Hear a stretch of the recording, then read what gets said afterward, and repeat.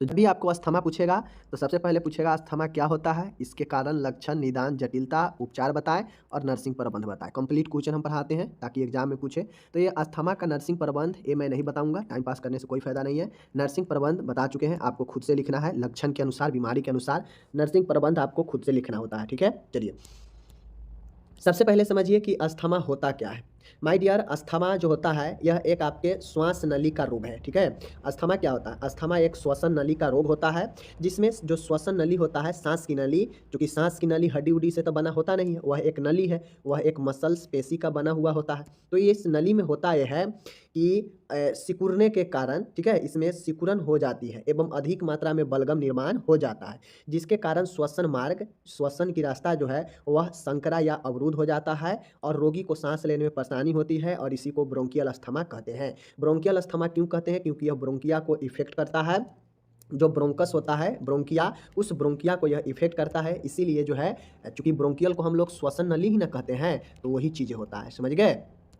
तो अस्थमा क्या होता है? तो जैसा कि जानते हैं, यह ट्रेकिया होता है, ठीक है। ट्रेकिया दो भागों में बँट जाता है, दो अलग अलग नली में बँट जाता है, जो दोनों फेफड़ा में जाता है। तो यही जो नली है, ब्रोंकिया जो होता है, इसी को हम लोग क्या कहते हैं? ब्रोंकियल अस्थमा कहते हैं। क्यों? क्योंकि ये जो नली है, ये वाला नली दोनों फेफड़ा में अपना अपना जाता है। इस नली में जो हमारा वायु मार्ग होना चाहिए, यह नली जो है क्या होता है? सिकुड़ जाता है।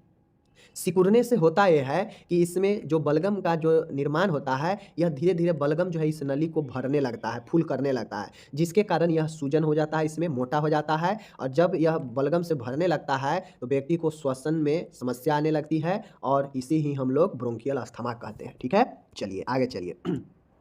कारण की बात कहेगा, तो कारण में फैमिली हिस्ट्री होता है कि पूर्व से अगर कोई घर में अस्थमा, दमा के मरीज है, तो वह कारण हो सकता है। पारिवारिक इतिहास, एलर्जी, कोई चीज़ से आपको एलर्जी है, रिएक्शन है, जैसे किसी चीज़, गंध से, पेड़ पौधे से, घास से, धूल मिट्टी से, इन सब चीज़ों से अगर आपको रिएक्शन है, तो ये एलर्जी हो सकता है। वायु प्रदूषण, अस्थमा एक वायु प्रदूषण में काफ़ी गंभीर होता है। बहुत ज़्यादा तनाव ले लेना भी समस्या दे सकता है। धूम्रपान, स्मोकिंग करना भी खतरनाक होता है, कारण होता है। अचानक से तापमान में परिवर्तन होने से भी आपको जो है ये चीज़ें हो सकता है। उसके बाद कुछ दवाइयों का प्रयोग से भी चीज़ें हो सकता है, जैसे एस्पिरिन, बीटा ब्लॉकर्स, तो कुछ दवाइयाँ के साइड इफ़ेक्ट भी कारण बन सकता है। वायरल श्वसन मार्ग संक्रमण, जैसे जुखाम, राइनिटिस, ठीक है? यह सब कुछ संक्रमण वाला रोग जो वायरल इफ़ेक्ट करता है आपको श्वसन नली को, तो वह भी जो है कर सकता है। कुछ व्यावसायिक रोग, जैसे व्यवसाय में काम करने वाला, रुई धुनना, पत्थर के काम, खदान में काम, इन सभी कामों में भी जो है आपके श्वसन नली को प्रभावित करेगा और दमा, अस्थमा हो सकता है, ठीक है? तो यह कुछ कारण है। कारण मैंने आपको सिंपल से याद रखना है कि श्वसन नली कब प्रभावित होगा। तो जब आप व्यवसाय रोग करेंगे, जैसे रुई धुनने वाला में काम करेंगे, तो रुई का जो कण होता है वह आपके श्वसन के जरिए अंदर जाएगा और वह श्वसन नली को जाम करेगा, ठीक है। पत्थर में भी वैसे ही, पत्थर को तोड़ने में जो है वैसे ही धूल निकलता है। खदान, कोयला वगैरह में काम करते हैं, ठीक है। या फिर कोई श्वसन का संक्रमण हो रखा है, जैसे जुखाम होना, राइनिटिस होना, ठीक है। कोई दवाइयाँ लिए हैं, यह भी श्वसन मार्ग को प्रभावित कर सकता है, समझ गए। या फिर स्मोकिंग, तनाव, वायु प्रदूषण, एलर्जी, पारिवारिक इतिहास, ये सब भी कारण बनता है आपके अस्थमा होने का। ओके, चलिए। अभी हो गया कारण समझ गए। अब समझिए किसी व्यक्ति को, अब मैं यही बता रहा हूँ, ये लक्षण इतना इंपॉर्टेंट हो जाता है माय डियर, कि यह लक्षण इतना इंपॉर्टेंट है क्योंकि यही लक्षण पर आधारित हम लोग नर्सिंग प्रबंध ही करते हैं, क्योंकि हम जानते हैं कि क्या क्या लक्षण दिखाई देगा, तो उसी लक्षण 4-5 को हम जो है दूर करते हैं, मैनेजमेंट करते हैं ये लक्षण को दूर करने के लिए। तो यही नर्सिंग प्रबंध का मेन पॉइंट भी बन जाएगा आपके लिए, समझ गए, जिसको ध्यान में रख के नर्सिंग प्रबंध करेंगे। और लक्षण, तो चूंकि अस्थमा वाला पेशेंट है, श्वसन नली प्रभावित होगा, श्वसन नली जाम हो जाता है, सूजन हो जाता है, उसमें बलगम जमा हो जाता है। तो इसमें ये सब होने के बाद क्या क्या परेशानियां होगा, तो सबसे पहले व्यक्ति को सांस लेने में परेशानी होता है। जो व्यक्ति अगर अस्थमा का है, दमा का है, उसको सांस लेने में कठिनाई होगा। सीना कड़ा होना, चेस्ट टाइटनिंग, ऐसे व्यक्ति को जिसको अस्थमा होता है, तो उसको देखिएगा सांस लेने में परेशानी तो होगा ही, डिफिकल्ट इन ब्रीदिंग होगा ही होगा। उसका जो सीना होता है, टाइटनेस रहेगा, हमेशा लगेगा कि सीना, चेस्ट जो है भारी भारी है। सांस लेने में आवाज़ आना, मतलब सांस लेगा तो उसमें जो है आवाज़ आएगा, जैसे देखिएगा आप लोग को कभी कभी कफ होता है, तो सांस लीजिएगा तो उसमें जो है घर घर का आवाज़ आता रहता है, तो व्हीजिंग साउंड आना, समझ गए। सांस तेज चलने लगता है, क्यों? क्योंकि श्वसन नहीं कर पाता है सही से, तो श्वसन, सांस तेज चलने लगता है। धड़कन व्यक्ति को बढ़ जाता है, बेचैनी होने लगता है जब श्वसन कम जाता है। देखते होइएगा किसी को अगर ऑक्सीजन कमता है, तो उसका धड़कन भी बढ़ जाएगा, बेचैनी भी होने लगता है, समझ गए, सांस तेज चलने लगता है। उसके बाद साँस बाहर छोड़ने में अधिक समय लगता है क्योंकि उसको सही से श्वसन नहीं मिल रहा होता है। व्यक्ति को पसीना आने लगता है, व्यक्ति को बलगम भी आने लगता है, गाढ़ा-गाढ़ा बलगम आने लगता है। क्यों? क्योंकि इसका बलगम ही जमाव हो जाता है श्वसन नली में, तो गाढ़ा-गाढ़ा बलगम भी आता है। व्यक्ति बहुत जल्दी थकने लगेगा, ठीक है? व्यक्ति को जो है ऑक्सीजन लेवल कम जाता है, ठीक है? तो ये सब जो है लक्षण होता है, ओके? चलिए। ये हो गया। उसके बाद जो है आपके निदान, अब आया बात निदान का। तो डायग्नोसिस में निदान में क्या होता है? देखिए अस्थमा बेसिकली श्वसन का एक रोग है, जिसमें श्वसन से संबंधित ज़्यादातर कठिनाइयाँ होता है, दमा वाले को, ठीक है? निदान की बात करेगा तो सबसे पहले किसी भी बीमारी के लिए हिस्ट्री लेते हैं, तो हिस्ट्री टेकिंग होगा। दूसरा है बॉडी का फिजिकल एग्ज़ामिनेशन, शारीरिक परीक्षण किया जाता है। उसके बाद हम ये देखते हैं चेस्ट एक्स-रे करके, ठीक है? उसके बाद फेफड़ा का टेस्ट किया जाता है पीएफटी, जिसे पल्मोनरी फंक्शन टेस्ट कहते हैं कि फेफड़ा कैसा काम कर रहा है। एबीजी होता है आर्टेरियल ब्लड गैसेज, ये जो है आपके आर्टरी से ब्लड लेकर जो है वहाँ पे चेक किया जाता है, एबीजी टेस्ट होता है, समझ गए? उसके बाद चूँकि यह एक ब्रोंकिया का रोग होता है, इसीलिए इसे ब्रोंकियल अस्थमा भी कहते हैं, तो वहाँ पे ब्रोंकियोस्कोपी करके देखा जाता है, समझ गए? सीबीसी का टेस्ट किया जाता है, complete blood count CBC test किया जाता है। स्किन का हाइपर सेंसिटिविटी टेस्ट किया जाता है। अब चूँकि हम बताए हैं कि यह जो है रिएक्शन के कारण भी हो सकता है एलर्जी से, तो देखेंगे स्किन का हाइपर सेंसिटिविटी टेस्ट करके देखते हैं कि कहीं मरीज को हाइपर सेंसिटिविटी तो नहीं है। तो यह सब जो है आपके निदान हो गया, जाँच हो गया, समझ गए? जो भी हो x-ray, bronchoscopy, ABG, CBC blood test जो भी हो, आपको जितना भी आए लिख लीजिएगा, ठीक है? सीटी स्कैन भी संभव है तो भी हो सकता है। तो ये हो गया निदान। अब हर एक बीमारी का अपना-अपना जटिलता होता है, खतरनाक सिचुएशन होता है। तो जटिलता क्या-क्या होगा? अस्थमा का, ब्रोंकियल अस्थमा का, आगे अगर ज़्यादा दिन तक रहे या फिर चूँकि देखिए अस्थमा एक होता है तो यह एक ब्रोंकियल या एक क्रॉनिक रोग ही होता है, समझ लीजिए। कि जो आपके क्या बोलते हैं अस्थमा रोग ऐसा नहीं है कि अगर किसी को अस्थमा हो गया तो 2 दिन में ठीक हो जाएगा या 4 दिन में ठीक हो जाएगा। यह लंबे समय तक व्यक्ति में चलते रहता है या कितना को तो अगर ज़्यादा एज में हो रखा है तो फिर उसको ठीक भी नहीं होता है, समझ गए? तो इसीलिए इसे एक क्रोनिक रोग भी कहा जाता है। ब्रोंकियल अस्थमा एक क्रोनिक डिजीज़ होता है, समझ गए? आगे है जटिलता की बात किया जाएगा तो इसमें खून में ऑक्सीजन की कमी हो जाएगा। अब जटिलता में अगर घोर ज़्यादा अस्थमा में समस्या होगा तो खून में ऑक्सीजन की कमी होने लगता है क्योंकि ऑक्सीजन श्वसन के ज़रिए सही मिलेगा नहीं। व्यक्ति को अम्लता बॉडी में जो है अम्ल अम्ल की जो रेशियो है वह बढ़ने लगता है जिससे एसिडोसिस कहते हैं। संवातन कम होना यानी रेस्पिरेटरी फेल कर सकता है। राइट साइड का जो हार्ट है वह फेल कर सकता है। वक्ष में हवा भरना यानी न्यूमोथेरेक्स यानी फेफड़ा में हवा भर जाना और लास्ट में मृत्यु भी इसके कारण हो सकता है जब ज़्यादा परेशानी में आएगा तो खून में कमी, ऑक्सीजन कमी, अम्लता, संवातन का कम होना, राइट साइड का हार्ट फेल करना, न्यूमोथेरेक्स और डेथ, यह सब कॉम्प्लिकेशन होता है जिसको आप लोग देख लीजिए। अब इसी क्वेश्चन को मान गए जैसे टीबी दे देगा, ठीक है, अस्थमा दे देगा, समझ गए? उसके बाद जो है आपको दे देगा डायबिटीज़ दे देगा, समझ गए? और उसके बाद जो है हार्ट फेल्योर दे देगा। ये 4 रोग दे देगा और कहेगा कि 3-3 जटिलता बताएँ 5 नंबर में। तो क्या यहाँ पे इसका जटिलता बता दिए, हर रोग का जटिलता बताते ही हैं। तो अगर सिर्फ जटिलता ही पूछ देगा तो आप नहीं बता पाइएगा। जटिलता का मतलब होता है कि जो बीमारी है वह बीमारी और क्या जो है हानि पहुँचा सकता है आगे चल के, तो वही जटिलता होता है, जो कि एक अस्थमा वाले मरीज में ये सब हो सकता है आगे चल के। तो ये जटिलता हो गया। इसी प्रकार से 3-3 जटिलता अगर एग्जाम में सिर्फ जटिलता ही पूछेगा बीमारी का तो जटिलता ही लिखिएगा। कारण पूछ सकता है तो कारण ही लिखिएगा, सिर्फ लक्षण ही पूछे तो लक्षण ही पूछे, उपचार पूछे सिर्फ तो उपचार भी बता सकते हैं क्योंकि हम सब इसीलिए कंप्लीट पढ़ाते हैं। तो क्वेश्चन किसी भी तरीके से पूछ सकता है, समझ रहे हैं? अब रही बात उपचार की, तो अब अस्थमा एक ऐसा रोग है, यह श्वसन नली का रोग है, तो इसमें कोई सर्जरी नहीं होता है, बस ट्रीटमेंट चलते रहता है हमेशा। तो इसमें ऐसा नहीं है कि सर्जरी होता है, तो सर्जरी नहीं होगा तो दवाई वगैरह ही चलेगा और नर्सिंग मैनेजमेंट ही होगा, समझ गए? ट्रीटमेंट में संक्रमण है तो संक्रमण के उपचार के लिए हम लोग एंटीबायोटिक थेरेपी देते हैं, जैसे एमिकासिन आता है, जेंटामाइसिन आता है, एमॉक्सिक्लेब आता है, समझ गए? एजिथ्रोमाइसिन आता है, तो बहुत सारे हैं। संक्रमण के उपचार के लिए हिसाब से जो है एंटीबायोटिक देते हैं। पेशेंट को श्वसन में समस्या होता है तो श्वसन वायु मार्ग को खोलने के लिए नेबुलाइजेशन देते हैं, जो स्थालीन टैबलेट रख के खींचा जाता है, नेबुलाइजर आप लोग को पता भी होगा। कॉर्टिकोस्टेरॉइड, अब इसमें व्यक्ति को स्टेरॉइड दवा भी देता है जो वायु मार्ग के सूजन वूजन को जो है कम करता है, ठीक है, जैसे हाइड्रोकॉर्टिकोसोन, प्रेडनिसोन। तो अगर किसी को अस्थमा है तो उसको जो है हम लोग कॉर्टिकोस्टेरॉइड दवा, हाइड्रोकॉर्टिकोसोन, प्रेडनिसोलोन, बहुत सारे आता है स्टेरॉइड दवा, वह देते हैं, ठीक है। ब्रोंकोडिलेटर ब्रोंकोडिलेटर का काम होता है कि यह ब्रोंकिया को डिलेट करता है, डायलेट करता है, मतलब फैलाता है। तो एमिनोफाइलिन, थियोफाइलिन, जो भी फाइलिन वाला दवाई आएगा समझ जाइएगा कि यह अस्थमा के लिए बहुत ज़बरदस्त दवाई है। खासकर यह श्वसन वायु मार्ग को फैलाता है, जिससे व्यक्ति को श्वसन करना आसान होता है। समझ गए? उसके बाद एंटीकोलिनर्जिक दवाइयाँ जैसे इप्रोट्रोपियम ब्रोमाइड दिया जा सकता है। समझ गए? और ज़्यादा समस्या होने पर अगर कभी-कभी ऑक्सीजन का बहुत कमी हो जाए तो ऑक्सीजन थेरेपी भी पेशेंट को दिया जाना चाहिए। और उपचार की बात किया जाए तो पेशेंट को हमेशा जो है अच्छे वायु वाले, स्वच्छ वायु वाले जगह पर रहना चाहिए, आराम करना चाहिए ज़्यादा से ज़्यादा। तो यह सब उपचार हो गया, ठीक है? तो यह उपचार याद रखिएगा। संक्रमण के लिए नेबुलाइज़र देते हैं, स्टेरॉइड भी चलाते हैं, ब्रोंकोडिलेटर दवाइयाँ भी चलता है, एंटीकोलिनर्जिक दवाई भी चलता है और ऑक्सीजन भी ज़रूरत के हिसाब से दे सकते हैं। तो यह प्रश्न यहाँ पे उपचार बता दिए तो हो गया समाप्त। रही बात यहाँ पे इंग्लिश मैंने दे दिया है। अब चूँकि एक पेशेंट अस्थमा वाला है, क्या-क्या प्रॉब्लम होगा मैंने ऊपर बता दिया लक्षण में। अब आप सीधा ऐसे ही 1, 2, 3, 4, 5 करके सीधा लाइन बाय लाइन नर्सिंग प्रबंध लिखते जाएँ, या मैंने वही बताया कि लक्षण के हिसाब से प्रबंध जो है 4-5 लक्षण को उठाइए और उसका प्रबंध बता दीजिए, वही जो है आपका नर्सिंग प्रबंध बेस्ट होता है। तो इस प्रकार से मैंने आपको बता दिया, आप लोग नर्सिंग प्रबंध खुद से लिखिएगा। हम चलते हैं आगे वीडियो की तरफ, ठीक है? यहाँ पे 14 पॉइंट लिख दिए हैं, आपको पढ़ना होगा पढ़ लीजिएगा।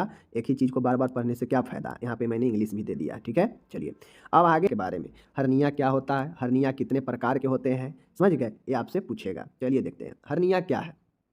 देखिए, हर्निया का मतलब समझा जाए तो आप लोग देखते होइएगा कि किसी-किसी व्यक्ति को हाथ में, समझ गए? किसी-किसी व्यक्ति को देखिएगा नाभि के आसपास एक बड़ा-सा सूजन हो जाता है, उभार आ जाता है, ठीक है? किसी को देखिएगा कि छाती साइड में उभार आ जाएगा, किसी को पेट के निचले हिस्से में देखिएगा सूजन टाइप से गोला निकल जाता है। तो बेसिकली वही वो हर्निया ही होता है, ठीक है? जब कोई अंग व उसका कोई भी भाग अपनी गुहा यानी अपनी कैविटी जिसमें वह स्थित हो, वहाँ से वह भित्ति को पार करते हुए बाहर आ जाता है और अन्य जगहों में जाकर प्रवेश कर जाता है, तो वही हर्निया कहलाता है, ठीक है? अब जैसे हमारा पेट हो गया, छाती हो गया, ठीक है?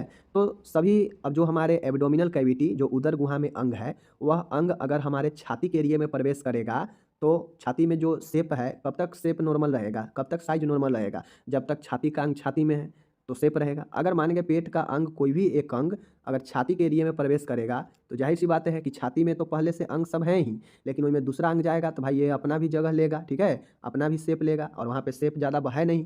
तो ये दूसरे गुहा में जाएगा तो वहाँ पे उभार उत्पन्न करेगा, ठीक है? वहाँ बाहर से दिखलाई देने लगेगा और यह क्या हो जाएगा? व्यक्ति में समस्या करने लगेगा। तो यही जो है हमारा हर्निया हो जाता है, जो दिखाई देता है, गोला सा रहेगा, लंबा, कोई-कोई लंबा भी दिखता है, ठीक है? और सूजन टाइप से आपको दिखेगा जहाँ भी रहेगा तो।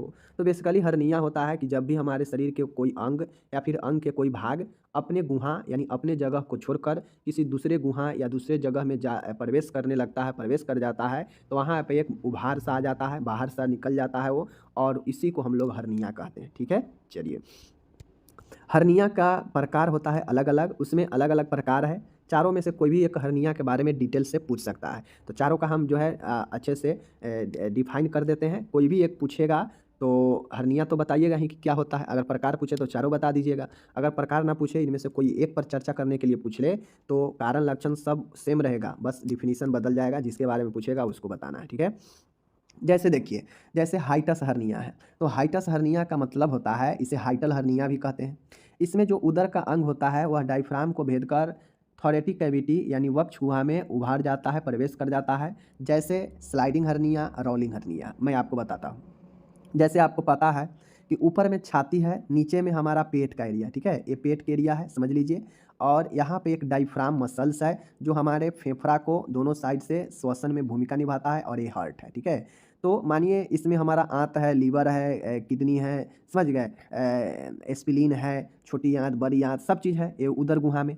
अब मानिए इसमें का कोई भी अंग, यह डायफ्राम है, मांसपेशी का बना हुआ है। अब मानिए इसमें का छोटी आंत का ही भाग या बड़ी आंत का ही भाग या कोई भी अंग जो है किसी कारण से, यह एब्डोमिनल कैविटी में जो पर है स्थित, इसको जो है किसी कारण से धीरे-धीरे ऊपर निकल कर और यह डायफ्राम को पार करते हुए ऊपर के कैविटी जो थोरैटिक कैविटी है, वक्ष गुहा है, इस एरिया में आके प्रवेश कर जाए निचला भाग, तो क्या होगा? पहले से तो यहाँ पे ऑर्गेन है ही, कोई एक्स्ट्रा जगह है नहीं, और यहाँ पे नीचे वाला अंग जाके ज़बरदस्ती प्रवेश करे, तो भाई यहाँ पे तो प्रवेश करेगा तो उभार तो आएगा ही आएगा, बाहर की तरफ दिखाई देगा ही निकला हुआ। अब मानिए मानिए कि 1 केजी का प्लास्टिक है, वह पूरा जो है आपके किसी चीज़ से भरा हुआ है, ठीक है। अब इसमें ज़बरदस्ती हम एक गेंद को रखेंगे तो क्या होगा, वह गेंद गोला है तो वह अपना शेप जो है गोला दिखाएगा, क्योंकि पहले से ऑलरेडी यह थैला टाइट है 1 केजी के सामान से, तो हम इसमें गेंद रखेंगे तो गेंद अपना जगह फैलाएगा ना, वह उभार दिखाएगा। तो ठीक उसी प्रकार से निचले वाला उदर गुहा के अंग डायफ्राम है, जो अलग करता है थोरेटिक कैविटी को एब्डोमिनल कैविटी से। तो यह एब्डोमिनल कैविटी के अंग थोरेटिक डायफ्राम को पार करते हुए थोरेटिक कैविटी में जाकर प्रवेश कर जाता है और उभार उभार आ जाता है, तो उसे ही हम लोग हाइटस हर्निया कहते हैं, ठीक है। अब ये जो होता है, एक स्लाइडिंग हर्निया और एक रोलिंग हर्निया, एक रोलिंग हर्निया, एक स्लाइडिंग हर्निया या हाइटल हर्निया के 2 प्रकार हैं, ओके। रही बात अम्बिलिकल हर्निया की, तो जो नाभि के आसपास होने वाला हर्निया होता है वह अम्बिलिकल हर्निया के नाम से जाना जाता है। जैसे किसी व्यक्ति को देखिएगा कि नाभि के आसपास या नाभि के ऊपर ही एक बड़ा सा जो है सूजन टाइप के लगेगा कि निकल गया है, तो यह अम्बिलिकल हर्निया होता है। इसमें नाभि क्षेत्र पर आंत का कोई भी हिस्सा उभार आ जाता है, ठीक है, उभार कर बाहर आ जाता है, समझ गए। तो किसी कारण से अगर अम्बिलिकल हर्निया हो गया है तो उसका कहने का मतलब है कि आपके नाभि के क्षेत्र पर अम्बिलिकल रीजन पर इंटेस्टाइन आंत का कोई भी भाग जो है आ जाता है, तो वही जो है अम्बिलिकल हर्निया कहलाता है, ठीक है। तीसरा है सर्जिकल हर्निया। सर्जिकल हर्निया कहने का मतलब है कि यह आपके पेट के किसी भी हिस्से में पहले से कोई सर्जरी है, तो सर्जरी होता है तो उसको देखते हुइएगा कि सी कर डॉक्टर उसको स्टिच कर दिया रहता है, जो यह सर्जरी पहले तक जो है आपको बाद में भी इसका चिन्हासी दिखाई देता है। अब मान गए जहाँ पे सर्जरी हुआ है, इस सर्जरी वाले जगह पर उदर के क्षेत्र में, मतलब पेट के हिस्से में कहीं भी सर्जरी हुआ है, उस सर्जरी वाले भाग में अगर कोई अंग जो है आ जाता है, वहाँ पे प्रवेश कर जाता है और वह सर्जरी वाला भाग जो है बाहर की तरफ निकल जाएगा, तो समझिए वह सर्जिकल हर्निया है, ठीक है। जैसे सिजेरियन साइट पर हर्निया होना, कहीं भी जगह पर पेट में अगर आपके पहले से कोई सर्जरी हो रखा है और उस सर्जरी वाले हिस्से में कोई अंग आ जाए उदर गुहा से, तो वह उभार आएगा, उभार दिखाई देगा उसमें, तो वह सर्जिकल हर्निया होता है, ठीक है। चलिए, चौथा है इंगुइनल हर्निया। इंगुइनल हर्निया का मतलब होता है कि इसमें उदरीय अंग मुख्यतः आंत का भाग इंगुइनल रिंग को पार कर नीचे वृषण कोश में आ जाता है। यह 2 प्रकार का होता है, असेंडिंग इंगुइनल और डिसेंडिंग इंगुइनल, ठीक है। तो देखिए, इंगुइनल हर्निया का मतलब होता है कि आप लोग देखते होइएगा कि जैसे मान गए यह मेल का, ठीक है, वृषण है, ठीक है, ये वृषण है, ये पेनिस है, ठीक है। अब देखते होइएगा कि जांघ जो होता है, तो वह जांघ के हिस्से में देखते होइएगा कि पहले लोग क्या कहता था कि कौड़िया छुआ गया है, और देखते होइएगा एक लंबा गोला सा बना हुआ सूजन आ जाता है, तो बेसिकली वह यही इंगुइनल हर्निया रहता है। लेकिन वह हर्निया चूंकि बच्चे में रहता होता है तो वह ऑटोमेटिक जो है अपने जगह पर चला जाता है, चूंकि बच्चा में ज़्यादा कूद फान आदमी बच्चा करता है, तो उसका जो आंत का हिस्सा होता है वह इंगुइनल रिंग को पार करते हुए जांघ के आसपास आ जाता है या वृषण कोश में आ जाता है, ठीक है। यह 2 प्रकार का होता है, असेंडिंग इंगुइनल हर्निया और डिसेंडिंग इंगुइनल हर्निया, ठीक है। तो ये चीज़ समझ गए। चलिए, तो ये चीज़ें हो गया। बेसिकली इंगुइनल हर्निया आपके दोनों जो जांघ होता है उसके बीच में और जनांग के बीच में, जांघों के बीच में निकलने वाला हर्निया होता है। अब चूंकि हर्निया है तो भाई हर्निया आएगा तो सूजन दिखाई देगा ही, वहाँ पे लगेगा कि हाँ इस यहाँ पे सूजन आ गया है, लेकिन बेसिकली वह सूजन नहीं न होता है, वह कोई और अन्य अंग वहाँ पे आकर प्रवेश कर गया रहता है, जिसके कारण वह सूजन के टाइप में उभार दिखाई देता है और वही हर्निया होता है, समझ गए। आगे चलिए, अब यहाँ पे टोटल मैंने इंग्लिश दे दिया है, चारों टाइप्स का इंग्लिश दे दिया है, ठीक है। अब यहाँ पे देख लीजिए, अब हमको मैंने पहले बता दिया कि चारों हर्निया में से कोई एक हर्निया पर डिटेल से भी पूछ लेगा, तो यहाँ पे जैसे हाइटल हर्निया है, इसी को हाइटस हर्निया भी कहते हैं, ठीक है। यह चाइल्ड हेल्थ नर्सिंग में भी पूछता है कि हाइटस हर्निया के बारे में बताएं, तो आपको बताना पड़ेगा, ठीक है। मैं वहाँ पे नहीं पढ़ाऊँगा, अगर पूछे हाइटस हर्निया के बारे में चाइल्ड हेल्थ में तो आप यहीं से लिख दीजिएगा, समझ गए। या फिर आपसे ये भी पूछ सकता है क्वेश्चन में, यहाँ पे तो हाइटस हर्निया है ना, अगर प्रकार पूछेगा तो ये पर्सनली नहीं पूछेगा, अगर पर्सनली कोई एक पूछेगा जैसे हाइटस हो गया, इंगुनल हो गया, अम्बिलिकल हो गया, ठीक है, कोई भी अगर पर्सनली पूछेगा तो पर्सनली डिफाइन करके और जो नीचे कारण लक्षण बताएंगे उसको लिख दीजिएगा, ठीक है। चलिए, हाइटस हर्निया क्या है वो तो पढ़ा ही दिए कि पेरिटोनियन क्षेत्र यानी उदरीय गुहा का कोई भी अंग डायफ्राम को पार करते हुए ऊपर वक्षीय गुहा थोरेटिक कैविटी में प्रवेश कर जाए तो उसे हाइटस हर्निया कहते हैं, जैसे स्लाइडिंग और रोलिंग हर्निया, ठीक है। यहाँ पे तो बता ही दिए। अब इसके होने का, हर्निया होने के क्या क्या कारण होते हैं देख लीजिए।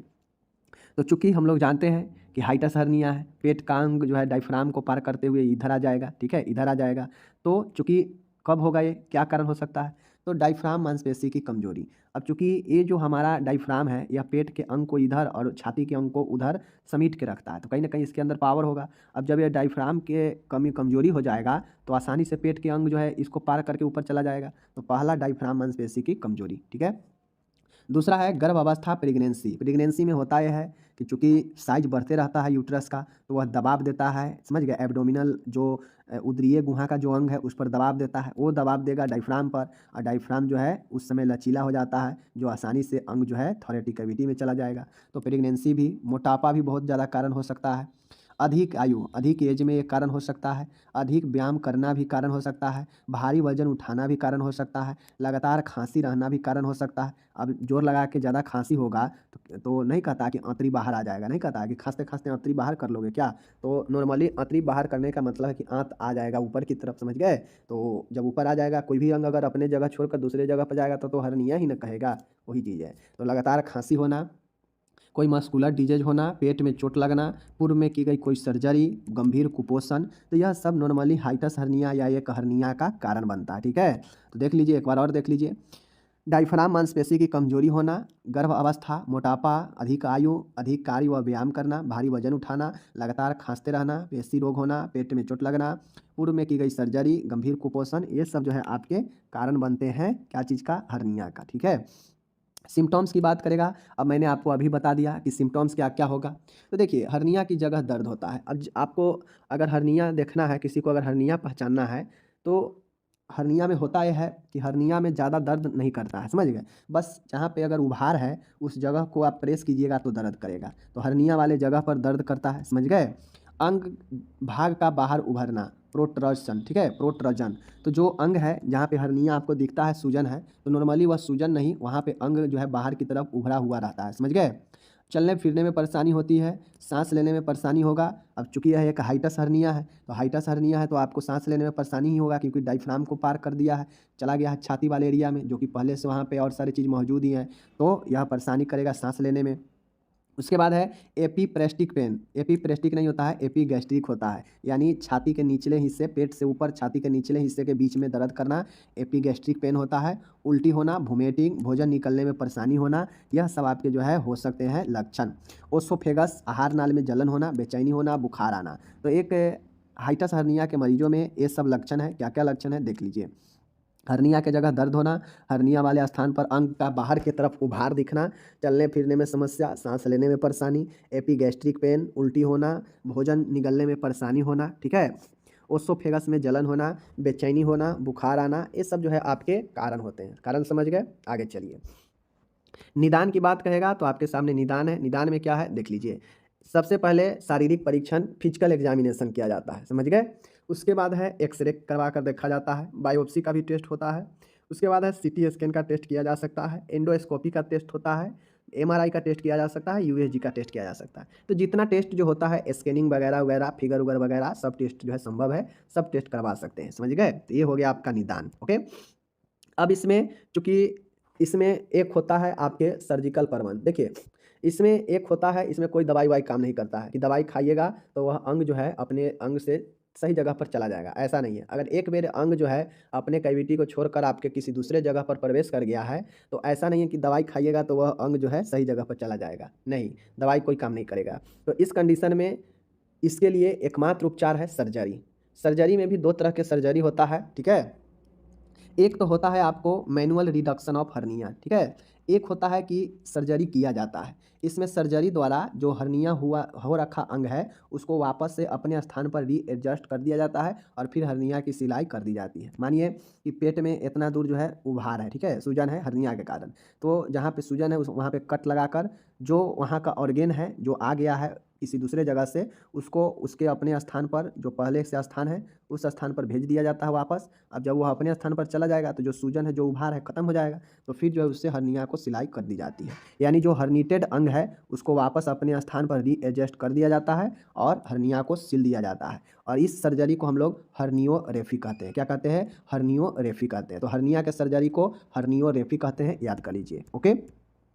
और एक होता है जो बेगर सर्जरी के किया जाता है, जिसको हम लोग मैनुअल रिडक्शन ऑफ हर्निया कहते हैं। जो विदाउट सर्जरी ठीक किया जाता है उसको मैनुअल रिडक्शन ऑफ हर्निया कहते हैं। मैनुअल रिडक्शन का मतलब होता है कि इसमें हल्के हाथों से दबाव के द्वारा जो हर्निया वाला अंग है उसको दबाकर हल्का-हल्का जो है उसे रीएडजस्ट कर दिया जाता है।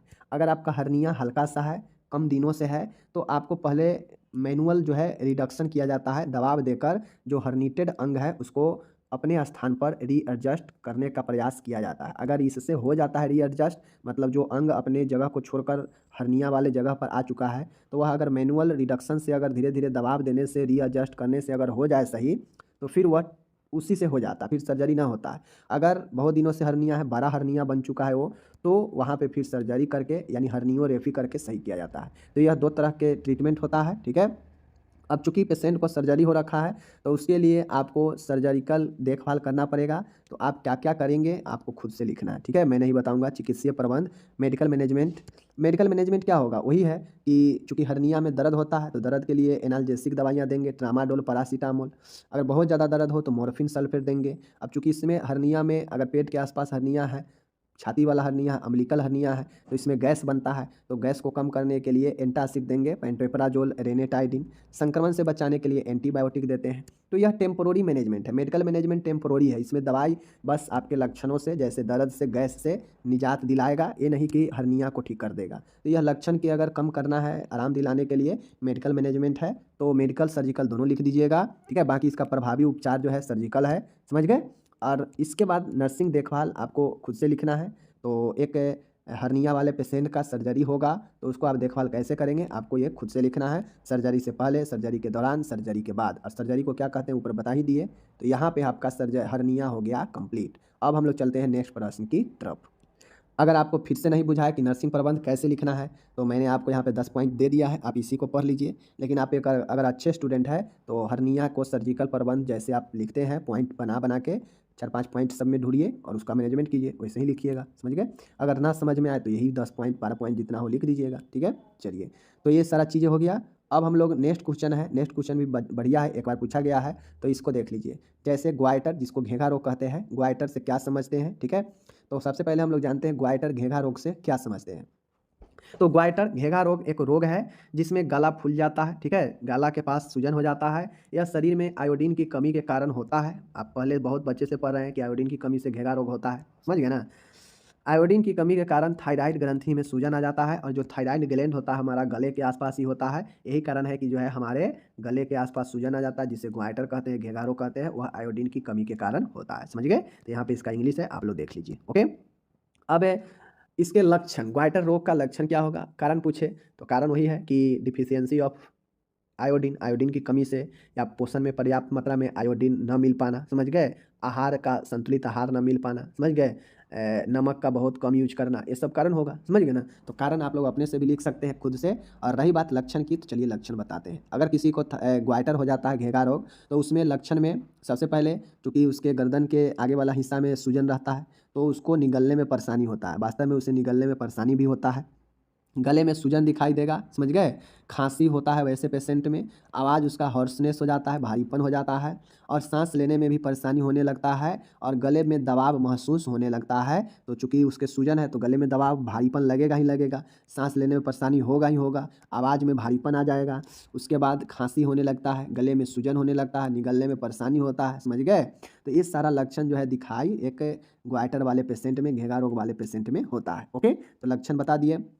अब रहा बात कि इसका निदान की बात करेगा, तो ग्वाइटर रोग के लिए बहुत सारे निदान होता है। उसमें सबसे पहला निदान, अगर मान गए ट्रीटमेंट, अगर दवाई चलाना है, तो थायराइड का टेस्ट कराते हैं। थायराइड के टेस्ट में जो है आपको थायरोक्सिन वगैरह का टेस्ट होता है। टेस्ट निदान अगर लिखने के लिए पूछे, तो निदान में आप लोग लिखिएगा ब्लड जाँच, इतिहास लिया जाएगा, शारीरिक जाँच किया जाएगा, ब्लड में थायराइड प्रोफाइल का टेस्ट किया जाता है, थायरोक्सिन हार्मोन का, और देखा जाता है कि बॉडी में कितना ज़्यादा जो है थायरोक्सिन हार्मोन, थायराइड बन रहा है, क्योंकि वही आयोडीन को नियंत्रण भी करता है, समझ गए। तो ये तो हो गया आपका निदान, निदान में ये लिख दीजिएगा। अब आता है निदान के बाद उपचार। तो उपचार में मेडिकल प्रबंध पहले होता है, मेडिकल मैनेजमेंट। तो मेडिकल मैनेजमेंट में क्या लिखिएगा, थायराइड का अगर लो है, तो उसके लिए थायराइड की गोलियाँ चलता है कंटिन्यू, जो कि खाली पेट सुबह में लिया जाता है, तो वो दवाइयाँ चलेगा। साथ में अगर कुछ और उपचार है, जैसे दर्द कर रहा है, तो एनाल्जेसिक देंगे, ठीक है। तो ये हो गया। संक्रमण से बचाव के लिए एंटीबायोटिक देंगे। तो ये तो हो गया मेडिकल मैनेजमेंट, ओके। चलिए, सप्लीमेंट में बढ़िया सा आयोडीन का जो है दवाई देंगे, ठीक है, ये चीज़ हो गया। अब रही बात, इसके लिए आता है एक हमारा, अब यहाँ पे दे चुका है कि थायरैक्टोमी ऑपरेशन के बाद नर्सिंग की 6 मुख्य बातें लिखिए। अब माय डियर मैं बता दूं कि अगर किसी को घेघा रोग सही नहीं होता है, सूजन बहुत ज़्यादा बढ़ गया है, परेशानी हो रहा है, तो उसको सर्जरी करके यह थायराइड ग्लैंड को निकाल दिया जाता है, समझ गए। अब थायराइड ग्लैंड को निकाल दिया जाता है जिसे हम लोग थायरोडेक्टोमी कहते हैं, थायरोडेक्टोमी कहते हैं। यह थायराइड के और सर्जरी को थायरेक्टोमी कहते हैं। अब इस सर्जरी के होने के बाद नर्सिंग पॉइंट के 6 पॉइंट पूछ रहा है, ठीक है, कि नर्सिंग होने के बाद 6 मुख्य कौन कौन से बातें हैं। तो 6 मुख्य कौन कौन से बातें हैं, चलिए समझ लीजिए। तो सबसे पहले समझिए कि थायरेक्टोमी होता क्या है। तो थायराइड ग्रंथि को पूर्ण अथवा आंशिक रूप से काटकर अलग कर देने की शल्य चिकित्सा को थायरेक्टोमी कहते हैं। अब देखिए, थायराइड ग्लैंड जितना प्रभावित होगा, अगर हल्का प्रभावित होगा तो हल्का जो है उसको सर्जरी किया जाएगा, हटाया जाएगा। अगर थायराइड ग्लैंड पूर्ण रूप से प्रभावित हो चुका है तो कंप्लीट हटा दिया जाएगा। तो पूर्ण या आंशिक रूप से सर्जरी के माध्यम से अलग कर देना ही थायरेक्टोमी कहलाता है। ओके, ये हो गया। थायरेक्टोमी के बाद कुछ महत्वपूर्ण बातें हैं जो हमसे पूछा गया, उसको ध्यान में रखेंगे। तो थायरेक्टोमी के बाद सबसे पहले सर्जरी वाले दिन रोगी को एनपीओ रखते हैं, नल पील, समझ गए ना, मतलब मुंह से कोई भोजन नहीं देते हैं, ठीक है। उसके बाद है आईवी फ्लूइड चिकित्सक के निर्देशानुसार प्रदान करें। अब मुंह से कोई चीज़ नहीं देंगे तो उसको शरीर को एनर्जी चाहिए, पोषण चाहिए, तो आईवी फ्लूइड देते रहेंगे, समझ गए। चिकित्सक के निर्देशानुसार दर्द से राहत के लिए एनाल्जेसिक निरंतर देते रहेंगे। शरीर पेशेंट को सेमी फाउलर पोजीशन में रखेंगे, चूँकि उसको श्वसन में दिक्कत हो सकता है तो सेमी फाउलर पोजीशन में रखेंगे। अधिक मात्रा में रक्तस्राव जीवन के लिए खतरा हो सकता है, इसके लिए ड्रेसिंग को निरंतर रूप से चेक करें व आवश्यकता होने पर ड्रेसिंग को बदले। अब होता यहाँ पे ये है कि सर्जरी हुआ है तो अगर ड्रेसिंग नहीं किया जाएगा तो हो सकता है ब्लडिंग हो सके, तो उसको निरंतर चेक करते रहना चाहिए और उससे जो है ड्रेसिंग करते रहना चाहिए। हाइपोकैल्सीमिया की पहचान करें और चिकित्सक को तुरंत सूचित करें। हाइपोकैल्सीमिया का मतलब होता है कि बॉडी में कैल्शियम की मात्रा कम सकता है, तो उस स्थिति में डॉक्टर को सूचित करें, समझ गए, क्योंकि थायराइड वाले पेशेंट में कैल्शियम का भी अभाव देखा जाता है। रोगी को शिक्षा दे कि थायराइड ग्रंथि के हटाने के कारण अब T3 एवं T4 हार्मोन की उत्पत्ति नहीं होगी। इसके लिए प्रतिदिन लिवोथायरॉक्सिन प्रतिदिन खाली पेट 1 गिलास पानी के साथ लेनी चाहिए। अब देखिए, होता है कि किसी को थायराइड की समस्या अगर हो जाता है तो नॉर्मली उसको थायराइड का गोली दिया जाता है जो खाली पेट प्रतिदिन लिया जाता है। तो मुख्य बात में यही होगा कि रोगी को थायराइड ग्रंथि हट चुका है तो उसके लिए रोगी को शिक्षा देंगे, ठीक है, पहला बात यही हो गया। उसके बाद बात यह है कि थायराइड ग्रंथि अगर हट चुका है तो अब उसे T3 और T4 हार्मोन नहीं बनेगा, तो ये रोगी को बता दें, समझ गए। और चूँकि अब उसे थायराइड ग्लैंड है नहीं या उतना काम करेगा नहीं, अगर सर्जरी हो रखा है तो प्रतिदिन बताएं कि आपको दवाई लेना पड़ेगा लिवोथायरॉक्सिन का खाली पेट, तो ये भी दवाई लेने के लिए कहें, समझ गए। और मरीज को अन्य जटिलता होने के लिए मरीज को सलाह दें कि समय समय पर डॉक्टरी सलाह लेते रहें। तो ये सब मरीज को कुछ महत्वपूर्ण बातें हैं जो बताना चाहिए सर्जरी के बाद, तो ये सारी चीज़ आपको बता देना है, ठीक है। आगे चलिए। अब यहाँ पे ऊपर हिंदी हो गया, नीचे यहाँ पे मैंने इंग्लिश दे रखा है, तो आपसे एग्जाम में पूछे तो होता क्या है, लक्षण, सर्जरी क्या है और इसमें देखभाल कैसे करेंगे। तो देखभाल यहाँ पे सिर्फ बाद का ना है, बाद में भी बहुत शॉर्ट देखभाल बताए हैं, क्योंकि बाद में बहुत सारे चीज़ों का लक्षण वगैरह का भी नर्स को देखभाल करना पड़ता है। सर्जरी के साथ साथ अन्य लक्षणों का भी देखभाल करना पड़ता है, जो कि मैंने शॉर्ट लिखा है। आपको एग्जाम में कंप्लीट लिखना है, जो मैं पहले भी पढ़ा चुका हूँ। सर्जरी से पहले, सर्जरी के दौरान, सर्जरी के बाद, तीनों में आपको 10-10 पॉइंट आराम से लिखना है कि सर्जरी होने से पहले हम कैसे मरीज को तैयार करते हैं, सर्जरी होता रहता है उस दौरान हम क्या क्या असिस्ट करते हैं, और सर्जरी हो जाने के बाद क्या क्या देखभाल करते हैं, आपको एज ए नर्स समझना है। मैं बहुत बार बता चुका हूँ, ठीक है। तो इस प्रकार से ये प्रश्न हो गया हमारा यहाँ पे 3 प्रश्न समापन। तो यहाँ पे देख सकते हैं आपका जो MSN 1 या MSN 2 में जो क्वेश्चन लिए हैं, लंबर पंक्चर का पहला क्वेश्चन। लंबर पंक्चर क्या होता है देख लीजिए। लंबर पंक्चर कोई जो है बीमारी नहीं होता है। लंबर पंक्चर जो है एक प्रक्रिया है, एक प्रोसेस होता है, समझ गए, जो CSF सेरेब्रो स्पाइनल फ्लूइड निकालने का एक प्रोसेस है, जिसमें जो है स्पाइन में जो है वह एक इंजेक्शन देकर, एक इंजेक्शन प्रविष्ट करके और वहाँ से जो है CSF द्रव निकाला जाता है, ठीक है। देख लीजिए, लंबर पंक्चर एक प्रक्रिया है जिसमें स्पाइन, मतलब जो स्पाइन होता है ना, सबके शरीर में है स्पाइन। स्पाइन बहुत महत्वपूर्ण अंग है शरीर का। तो स्पाइन के जो लंबर होता है ना, लंबर, स्पाइन के लंबर सब एर्केनोइड स्पेस, लंबर सब एर्केनोइड स्पेस में एक सुई प्रविष्ट कराकर सेरेब्रो स्पाइनल फ्लूइड निकाला जाता है। समझ लिए कि लंबर पंक्चर क्या है, यह कोई डिजीज नहीं है, यह एक क्या है, प्रोसेस है, प्रक्रिया है, जिसमें स्पाइन जो होता है ना, तो स्पाइन के लंबर सब आर्केनोइड स्पेस में, ध्यान से देखिए, लंबर सब आर्केनोइड स्पेस में एक इंजेक्शन प्रविष्ट लगाकर जो है CSF सेरेब्रो स्पाइनल फ्लूइड निकाला जाता है, ठीक है। निकाला क्यों जाता है, चलिए देख लीजिए। देखिए यहाँ पे इसका उपयोग रोग के निदान हेतु व उपचार उद्देश्य हेतु किया जाता है। यह इसलिए निकाला जाता है कि मान गया किसी को अगर मेनिंजाइटिस हो या किसी को कोई ऐसे रोग हो जो CSF से पता चल सकता है, सेरेब्रो स्पाइनल फ्लूइड से पता चल सकता है, तो उसके उपचार और उसके निदान यानी बहुत सारे जांच के लिए भी और उपचार के लिए भी जो है इसको निकाला जाता है। जैसे CSF अगर बढ़ जाएगा तो जो है क्या होता है ब्रेन में या फिर जो है क्या होगा मतलब प्रेशर बढ़ेगा, जिसको हम लोग इंट्राक्रेनियल प्रेशर कहते हैं, ICP बढ़ जाता है, जिससे व्यक्ति को जो है क्या हो जाता है आप लोग जानते हैं, हेडेक होने लगेगा, बहुत सारे और प्रॉब्लम होने लगेगा, आंख में भी प्रॉब्लम होने लगेगा। तो ये सब जो है बढ़ने, अगर CSF बहुत ज़्यादा बढ़ जाता है तो उसको निकालने के लिए भी या फिर कोई रोग के जाँच के लिए भी CSF निकाला जाता है। समझ गए चीज़ को। चलिए निर्देश इसका देखिए कब कब इसका ज़रूरी होता है, इसका इंजेक्शन कब होता है देख लीजिए। मैंने पहले ही बताया कि ICP को कम करने के लिए इंट्राक्रेनियल प्रेशर, जैसे ही CSF बढ़ जाता है तो यह प्रेशर करने लगता है, तो इसको प्रेशर को कम करने हेतु, ठीक है। उसके बाद है कोई रोग के निदान हेतु मतलब डायग्नोसिस के लिए, जाँच के लिए, ठीक है, CSF जाँच हेतु। अगर CSF का जाँच करना है तो इस CSF के जाँच के लिए भी जो है ये चीज़ें सुई द्वारा प्रविष्ट करके निकाला जाता है। समझ गए। चलिए अब यहाँ पे देखिए आप लोग स्पाइनल एनेस्थेसिया देने हैं, तो अब आप लोग को पता है कि स्पाइनल एनेस्थेसिया देने के लिए भी जो है इंजेक्ट जो है स्पाइन के लंबर सब आर्केनॉइड में प्रवेश कराया जाता है। तो ये चीज़ को भी समझ लीजिए, ठीक है ना। तो जिसको अगर एनेस्थेसिया देना होता है तो उसको भी जो है स्पाइन में एनेस्थेसिया देने हेतु, स्पाइनल एनेस्थेसिया देने हेतु मेनिंजाइटिस की जाँच हेतु, मेनिंजाइटिस का भी जाँच हेतु पता चल गया, मैं बताया। औषधि को प्रवेश कराने हेतु और कुछ औषधियाँ को भी प्रवेश कराने के लिए भी जो है स्पाइन में इंजेक्शन देना ही लंबर पंक्चर कहलाता है। समझ गए ना। जिसका अलग अलग निर्देश होता है, या कोई दवाई देना हो या कोई मंजिस्ट का CSF बढ़ने से इंट्राक्रेनियल प्रेशर के जांच हेतु या कोई रोग के जांच हेतु या उपचार हेतु, इस सब के लिए जो है CSF स्पाइन में क्या किया जाता है, CSF जो होता है स्पाइन में वहाँ पे इंजेक्शन प्रविष्ट करा के और जो है पता किया जाता है। चीज़ों को समझ लिए। चलिए सीधा समझिए कि लंबर पंक्चर एक विधि है, एक प्रोसेस है कि स्पाइन में इंजेक्शन को प्रविष्ट कराना। समझ गए। अब प्रविष्ट क्यों कराते हैं, मतलब स्पाइन में इंजेक्शन क्यों देते हैं, किस कारण से, वो सब आप लोग यहाँ पे निर्देश देख लिए, ठीक है ना। चलिए जटिलता इसका क्या होता है, मतलब इसके इंजेक्शन लंबर में देने के बाद क्या दिक्कत हो सकता है देख लीजिए।